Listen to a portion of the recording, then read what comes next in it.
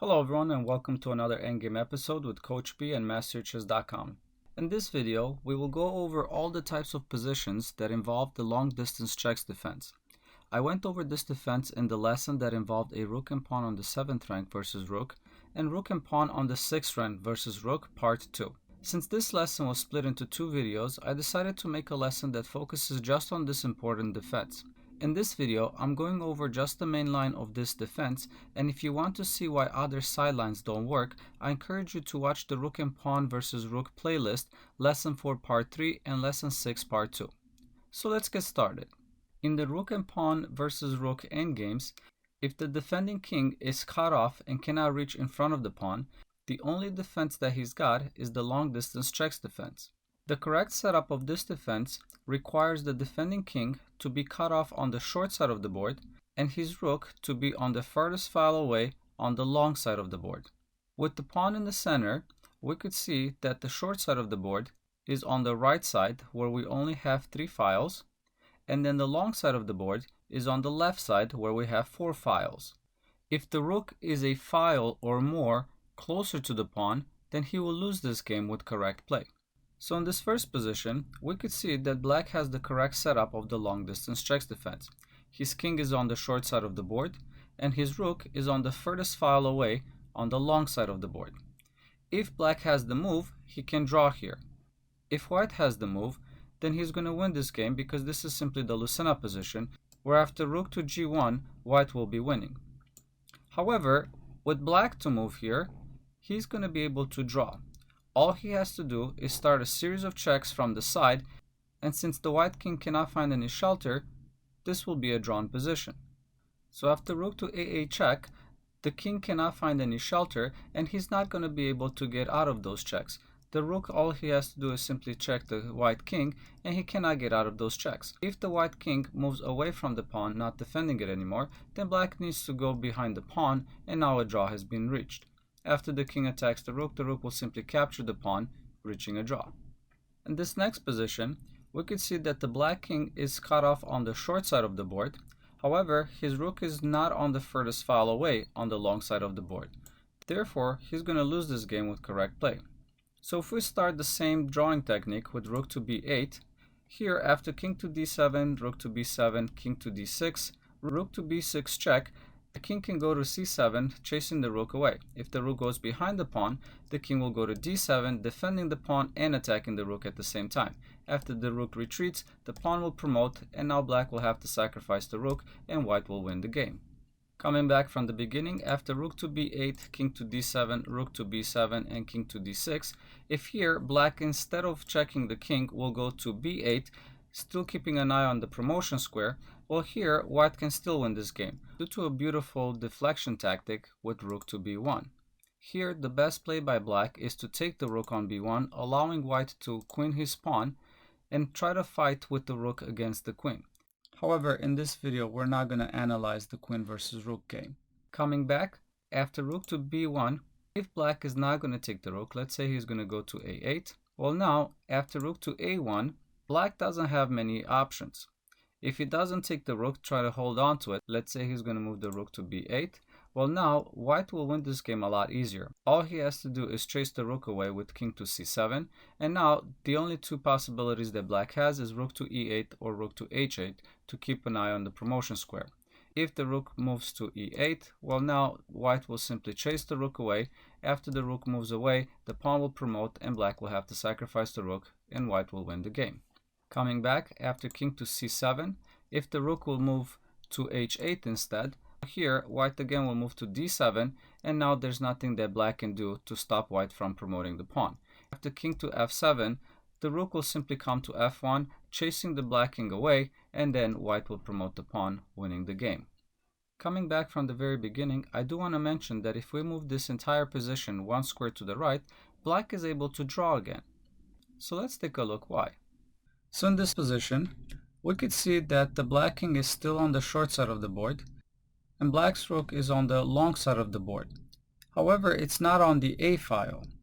But due to the fact that the long side has 5 files now, this position is a draw again. And let's take a look to see what happens and why is this different than the previous position. So here, after rook to c8 check, king to e7, rook to c7 check, king to e6, well now, after rook to c8, black is able to draw. The same winning technique does not work here anymore. If white tries the deflection technique, let's say rook to c1, well here, black is simply going to move to a8. After rook to a1, black is going to move the rook to b8. And this is the difference. Before, the white was able to attack the rook on the next move. Well, here, white is not able to do that. Therefore, black is going to be able to achieve a draw. After the king will move to something like king to d7, black is going to start a series of checks, and there's nothing that white can do to get away from those checks. He cannot attack the rook, as the rook will simply take the pawn, and if he guards the pawn, then the checks will still continue, and there's nothing that white can do. Coming back to this position, we looked at rook to c1 trying to deflect black's rook, and that didn't work. Well, if the king will challenge the rook, that's not going to work either. For example, after king to d7, all that black has to do is move the rook to a8. Now he is on the long side, still covering the promotion square, and there's nothing that white can do after this. After something like king to e7, the series of checks will start, and the white king does not have any shelter from those checks, and black is going to be able to achieve a draw. With the pawn on the 7th rank, if the defending king was not able to get in front of the pawn, and his opponent managed to get his king in front of the pawn on the 8th rank, and also have the rook on the left side to be able to shelter from black's checks, then white will be able to win this game. So here, even though black has the correct setup of the long distance checks defense, he's not going to be able to hold on to this position reaching a draw due to the fact that the white rook will be able to shelter from those checks. So here, after rook to a8 check and rook to d8, white is going to be able to win this game. Now the black rook has to retreat. He only has two options, moving to a1 or moving to a7. If he moves the rook to a7, well here, white simply needs to move the rook to c8, making room for the king to move over. After something like rook to b7 and king to d8, there's nothing that black can do. He can try to move the king to f7, but after white promotes with check, black is totally lost. And coming back from the beginning, after rook to a8 and rook to d8, if here instead black is going to move the rook to a1, well now the white king can simply come out, and if black tries rook to d1 check, the white king can simply come and chase the black rook away. There's nothing that black can do. Eventually he's going to have to go behind the pawn, and then the pawn will promote and white will win the game. Black will have to sacrifice his rook, and white will win the game with the other rook.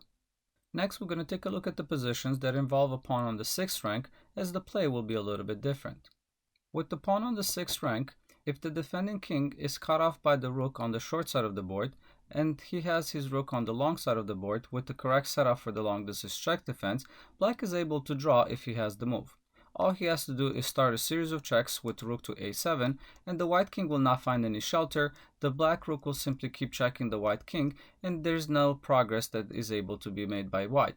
If the king will move away from the pawn behind it, then the rook will simply go to e5, and there's nothing that white can do here to prevent black from taking the pawn, reaching a draw. With the pawn on the 6th rank, and the rook on the left side of the king being able to shelter from the side checks, white is able to win this game only if his king is able to reach the 8th rank before black controls that rank. So in this position, if it's white to move, white will be able to win this game because his king will be able to go to e8 before the rook gets control of that rank. If it's black to move, after rook to a8 controlling the 8th rank, black is able to get a draw. So let's take a look to see why. Now let's take a look at the drawing technique first. So after rook to a8, black controls the 8th rank, and he's going to be able to achieve a draw. There's only two possible ways that white can play here, either moving the rook to d8 to fight for that file, or moving the king to d7. If the rook moves to d8, then black will simply come with the rook to a7 check. And now, again, there's only two possibilities, moving the king to e8 or blocking the check with the rook. If the rook moves to d7 to block the check, well, black will simply repeat the position. He's going to go to a8, controlling the 8th rank. After rook to d8, rook to a7 check. Rook to d7, rook to a8 check. And white cannot make any progress. The best try that white has is moving the rook to c7. And here's a crucial moment where the only drawing move is king to g6. Black needs to make sure that he keeps the rook on the 8th rank on the furthest file away. Coming back, moving the rook to b8 here, controlling the 8th rank still, will actually lose this game. After rook to c2, rook to b7, check king to d6, rook to b8, the pawn will move to e7. And now after king to f7 and rook to f2, black is totally lost. He's going to move the king to g7, and after rook to f8, there's nothing that black can do to stop white from promoting the pawn. After rook to b6, king to c5, rook to e6, the pawn will promote, black will have to sacrifice the rook, and white will win the game. Coming back after king to f7 and rook to f2, I do want to mention that king to e8 is not possible here because after rook to f8 this is checkmate. So coming back after rook to c7 and king to g6, there's nothing that white can do to make any progress. If the rook will go to b7, then the king will go to g7. Rook to c7, king to g6. Black just needs to keep the rook on the 8th rank on the furthest file away, and the king will simply move to g6 and g7 until white will agree to a draw. If white tries moving the king to d7, black will wait again with king to g7, and if he tries to push the pawn here, now black is going to be able to achieve a draw even faster. After king to f7, white cannot make any progress. Let's say here white tries rook to c1, well after rook to a7, rook to c7, black can simply capture the rook, and after the king captures back, black will be able to take the pawn, reaching a draw this way. And coming back after rook to a7 here, if instead of moving the rook to d7, the white king will go to d6, well, black is simply going to keep checking the white king, and there's nothing that white can do. Coming back from the beginning, we looked at rook to a8, rook to d8, rook to a7 check, and then rook to d7 sheltering from the checks. If here instead white will move the king to e8, then after king to f6, black reached an easy draw. After pawn pushes to e7, the rook will simply capture with check. After king to f8 and the rook retreats, this is a drawn position. Coming back from the very beginning, after rook to a8, the only other option that we haven't looked at is king to d7 here. Well, here, after king to f6, pawn to e7 check, king to f7, the best try by white will be rook to a6. Here, black cannot capture the rook as the pawn will promote with check. Therefore, he's going to hold on to this position with rook to b8, keeping the rook on the 8th file. And there's nothing that white can do. After rook to b6, rook to a8, rook to a6, rook to b8. If the king will attack the rook, black will simply move the rook to e8, attacking the pawn, and the only way to try to hold on to it is king to d7, but there black will simply capture the pawn with check, reaching a draw. So coming back from the very beginning, we mentioned that if it's white to move in this case, he's going to be able to win this game. So let's take a look why. With white to play here, the correct move is king to e8, moving the king to the 8th rank before black takes control of it. Rook to a8 check does not work here anymore because after rook to d8 and rook to a6 attacking the pawn will march to the 7th rank, giving him the correct setup of winning this game as we've seen in the position with the pawn on the 7th rank. There's only two possibilities that black can play here, either moving the king to f6 or moving the rook to a7.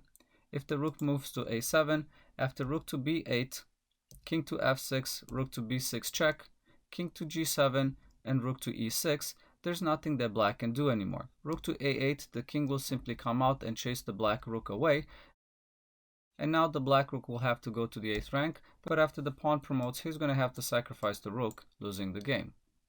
And coming back after pawn to e7, we looked at rook to a7. If instead black moves the king to f6 right away, well, here white will win even faster. After king to f8, there's nothing that black can do to stop the pawn from promoting.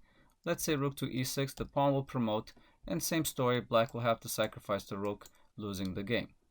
And in the end, I want to mention that with the pawn on the 5th rank or behind, black is able to achieve a draw even if the white king reaches the 8th rank before he can take control of it.